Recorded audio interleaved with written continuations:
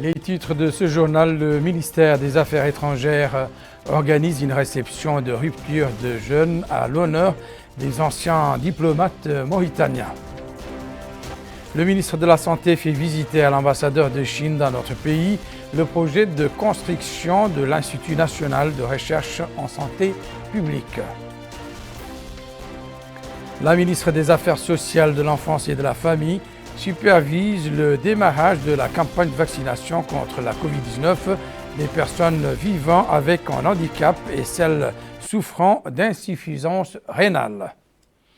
Mesdames, Messieurs, bonsoir et bienvenue à cette édition du journal. Nous démarrons par la conférence des présidents de l'Assemblée nationale qui a programmé plusieurs questions orales ainsi que les dates des séances plénières qui leur seront fixées.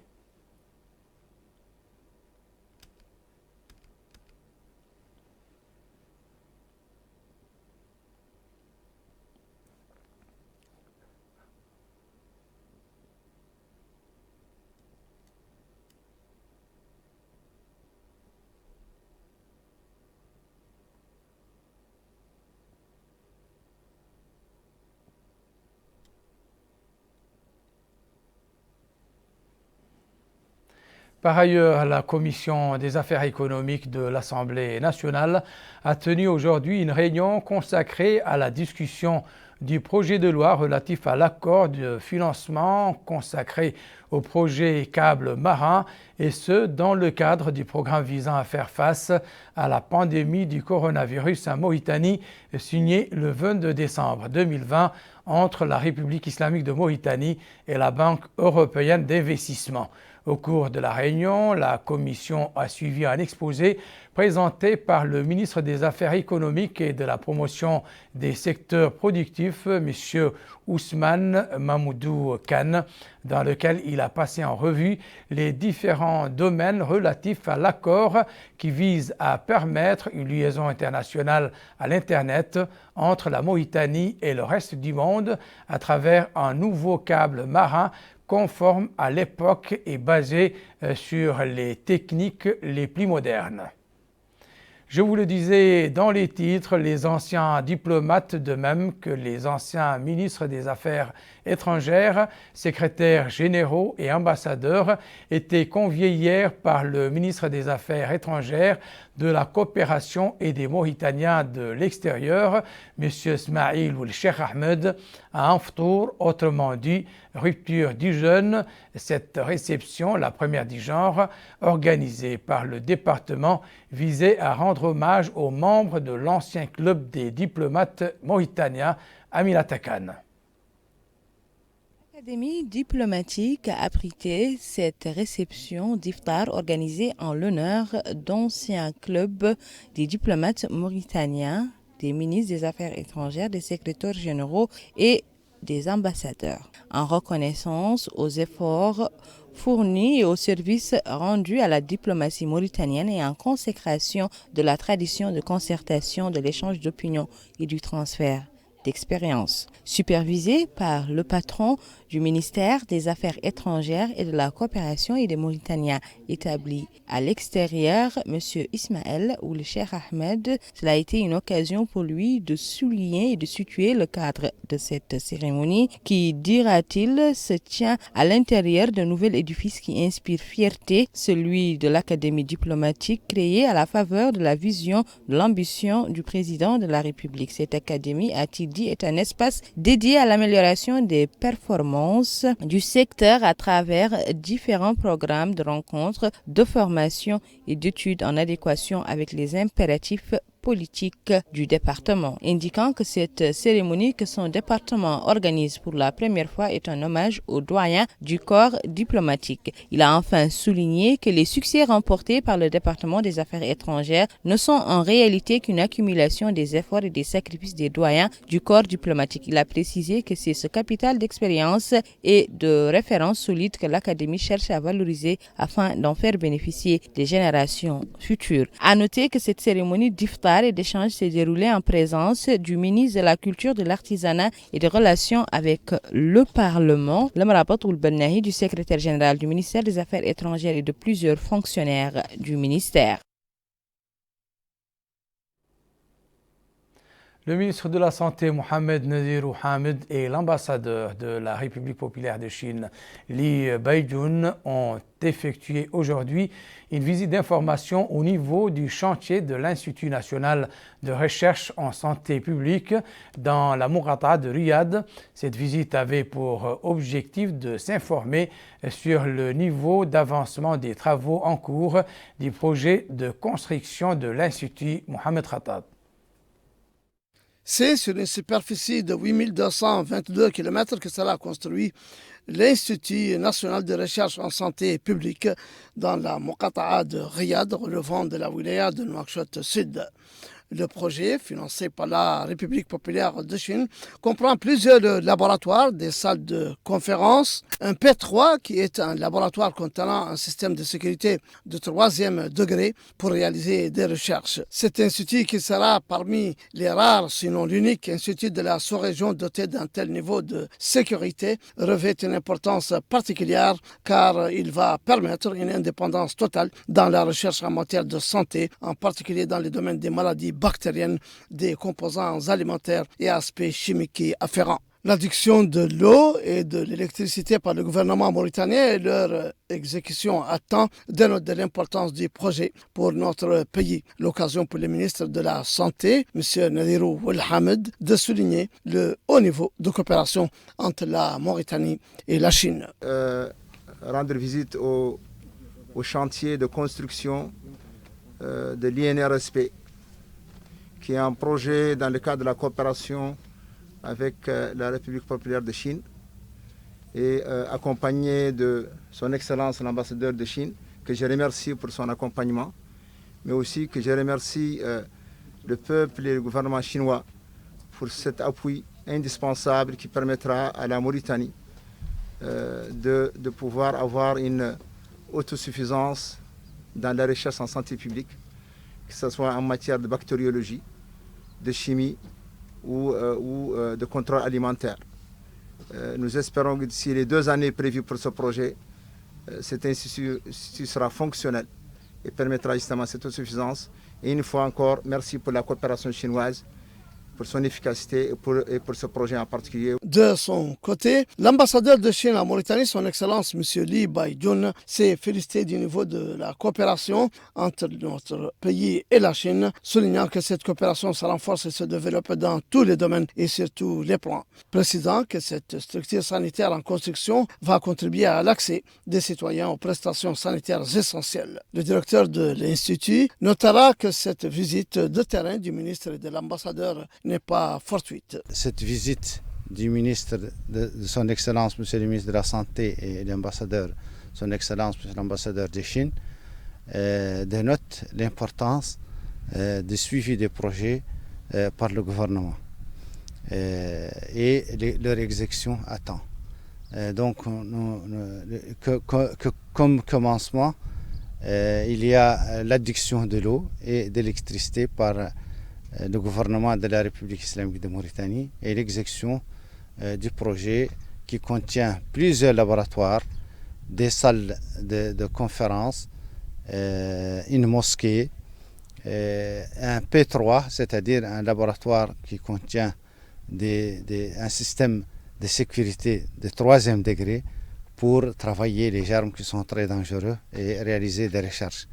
C'est un institut parmi les rares instituts de ce niveau de sécurité et de niveau scientifique dans la région. Reste à noter que les travaux de construction de cet institut dureront 25 mois et seront suivis d'une période de 24 mois de suivi et de transfert de technologie au profit des experts nationaux. Suite et fin de la visite d'information du ministre de l'Équipement et des Transports sur l'avancement des travaux de certains projets routiers, Mohamedou Ahmedou Haïmid a terminé cette tournée par une inspection des travaux en cours sur l'axe Aleg-Boutilimit, Aminata Khan. Les wilayas du Brakna et du Trarza sont les dernières étapes de la visite de terrain du ministre de l'Équipement et du Transport. C'est ainsi qu'Ahmedou Mohamed Mohamed s'est enquis de l'état d'avancement des travaux des tronçons reliant Alega Boutilimit et Nouakchott Boutilimit. L'un des responsables à ATTM a déclaré que l'établissement a mis tout en œuvre pour respecter les délais impartis dans les cahiers des charges indiquant que les travaux ont été exécutés à 36%. Le ministre et sa délégation d'accompagnement ont suivi un exposé détaillé inhérent aux spécificités techniques du tronçon Boutilimit à Jouer. À noter que la route reliant Nouakchott à Boutilimit est longue de 42 km. À l'issue de sa tournée, Ahmedou Mohamed Mohamed, ministre de l'Équipement et des Transports, nous a livré ses impressions, soulignant qu'au cours de sa visite d'inspection au Hod Sharqi, qu'il a pu constater de visu l'état de l'étude portant sur la transformation du tronçon à Matl-Akarish en digue de protection pour éviter les dommages des eaux pluviales à Matl-Akarish et dans les villages environnants, indiquant que l'état d'avancement des travaux au Brakna et au Trarza sont à un rythme accéléré et qu'il espère que les routes vont être livrées dans les délais impartis dans les cahiers des charges. La vaccination anti-Covid-19 a débuté aujourd'hui pour les personnes vivant avec un handicap et celles atteintes d'insuffisance rénale. Le coup d'envoi de cette vaccination pour cette frange de la société a été donné par le ministre des Affaires sociales et de l'enfance et de la famille qui s'est d'abord vacciné, suivi du secrétaire général de son département, El Haj Abdoulaye. Cette campagne de vaccination anti-Covid-19 lancée au centre pilote de la maternité et de l'enfance cible exclusivement les personnes handicapées et ceux atteints d'insuffisance rénale, des catégories sociales qui sont considérées les plus exposées à la contamination du virus mortel. En supervisant le lancement de la campagne, la ministre des Affaires sociales, de la famille et de l'enfance, Mme Nahem Tharoun El-Chersidia, a reçu la première dose du vaccin AstraZeneca, un signe annonciateur de la campagne. Le secrétaire général de la Fédération mauritanienne des personnes handicapées, M. Ahmed Salem Moulbou, a exprimé sa satisfaction pour l'organisation de cette campagne de vaccination, précisant que la présence personnelle de Madame la ministre traduit l'intérêt que porte le gouvernement à ces catégories sociales vulnérables, à savoir les personnes handicapées et les personnes atteintes d'insuffisance rénale. Cette campagne de vaccination anti-Covid-19 qui privilégie les personnes handicapées est une illustration de la place prioritaire qu'occupe cette frange sociale dans les politiques gouvernementales.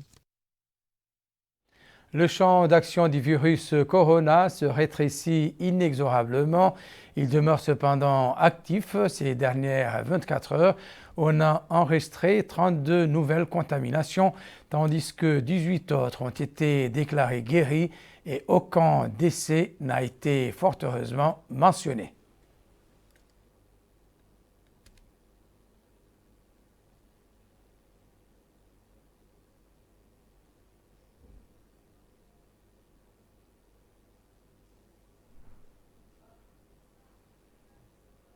La communauté islamique a célébré aujourd'hui la journée de l'enfant orphelin.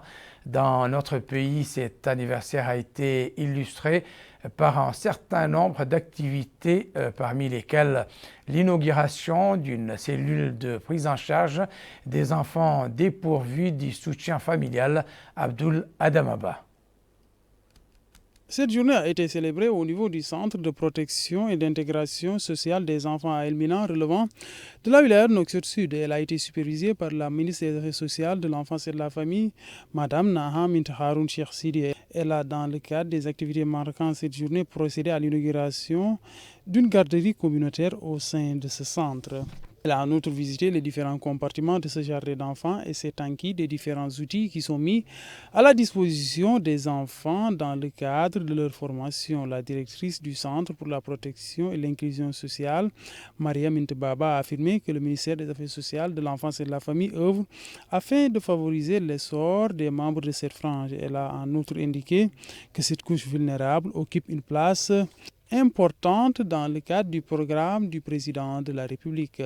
Au cours de cette cérémonie, plusieurs mères d'enfants orphelins ont reçu une assistance comprenant principalement des denrées alimentaires. Cette aide rentre dans le cadre des appuis apportés pour permettre à ces mères de famille de faire face à l'impact du Covid-19 et passer un bon ramadan.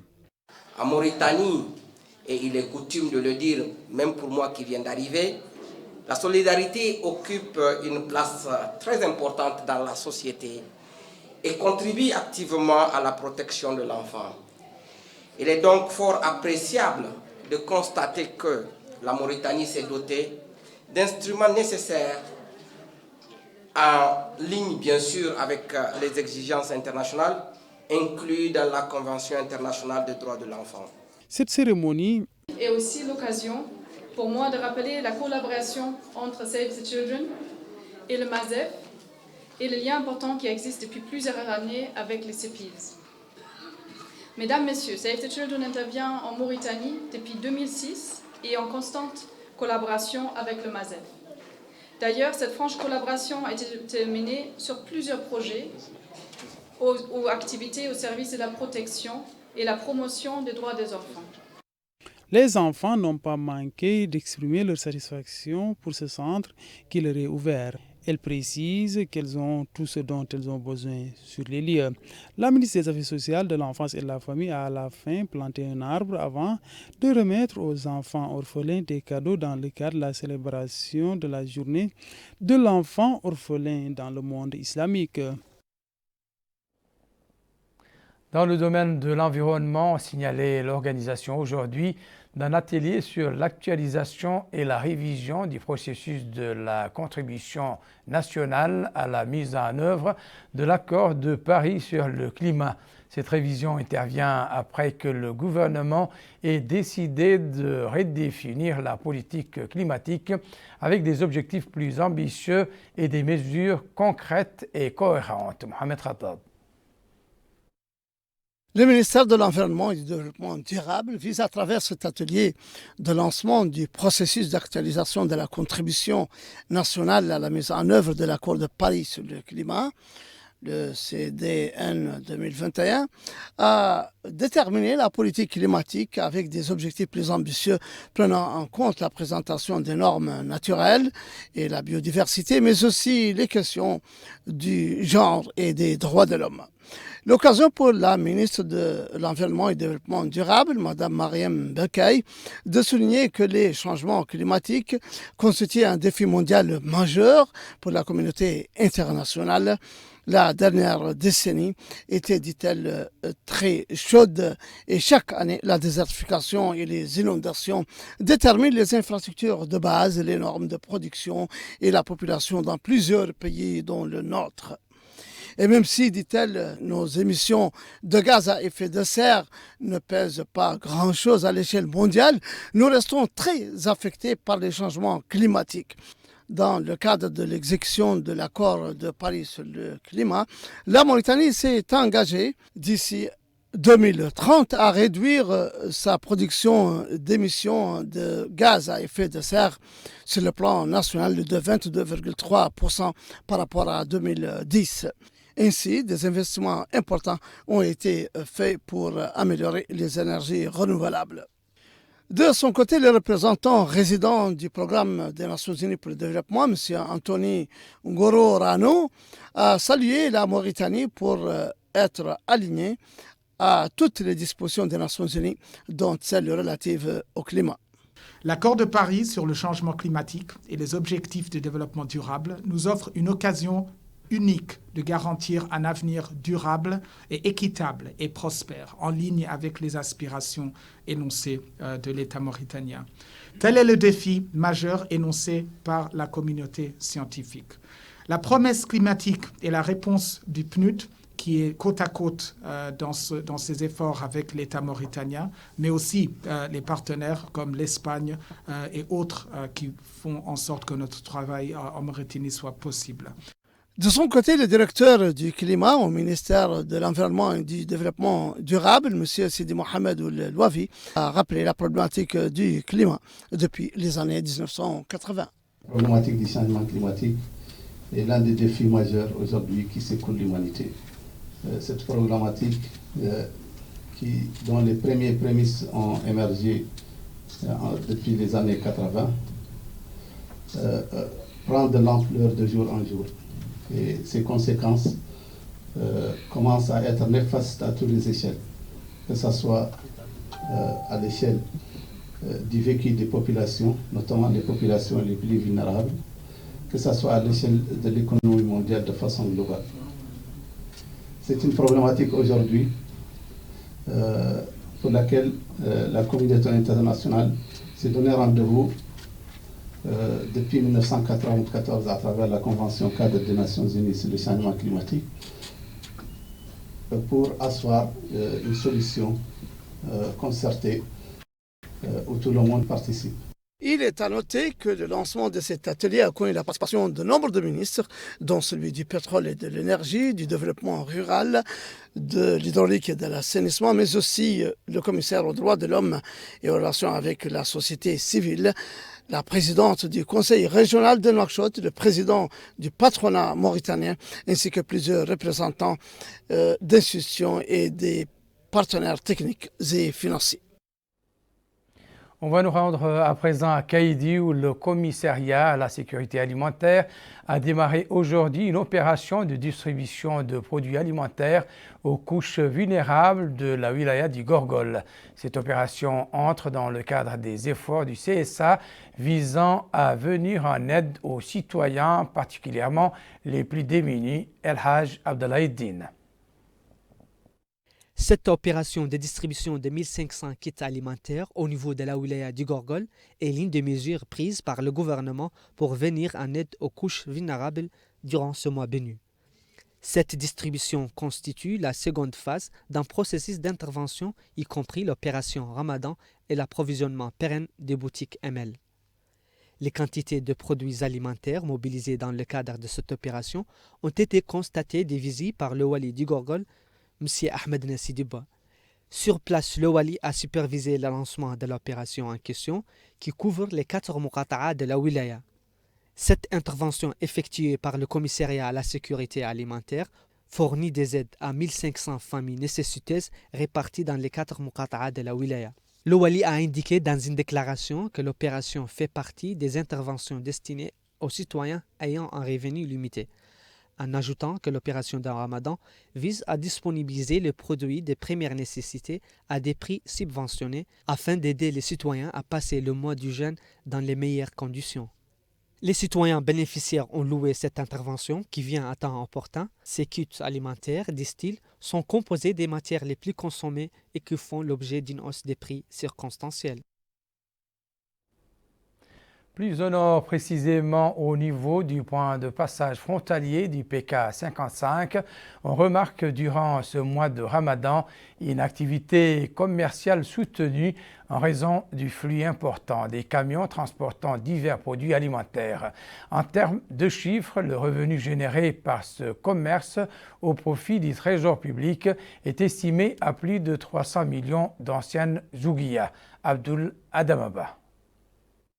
Le kilomètre 55 au nord de la ville de Nouadhibou ne désemplit pas en cette période de Ramadan. Ce passage frontalier joue un rôle économique important dans le cadre de l'approvisionnement des marchés du pays en divers produits. 391 camions ont franchi ce point d'entrée durant les 2 premières semaines de ce mois béni, dont la valeur marchande est estimée à plus de 381 millions de l'ancienne Guyane. Ce transitaire affirme qu'au cours de cette période, la plupart des camions qui passent par ce passage frontalier ont à leur bord une importante quantité de denrées alimentaires. Les travailleurs au niveau de ce point d'entrée ne manquent pas d'exprimer leur satisfaction avec l'intensité de l'activité économique en cours durant cette période. C'est le cas de ces derniers qui déclarent que tous les acteurs tirent profit de ces échanges commerciaux, dont principalement la douane, les dockers, les cambis, entre autres. Nous sommes 17 employés, 62 dockers sur les lieux. Tout se passe bien. On s'en sort bien avec cette activité, conclut-il. Une équipe de vétérinaires est dépêchée sur place pour s'enquérir de l'état des légumes qui sont transportés à bord de ces camions. Le rappel à présent des principaux titres de cette édition. Le ministère des Affaires étrangères organise une réception de rupture de jeûne à l'honneur des anciens diplomates mauritaniens. Le ministre de la Santé fait visiter à l'ambassadeur de Chine dans notre pays le projet de construction de l'Institut national de recherche en santé publique.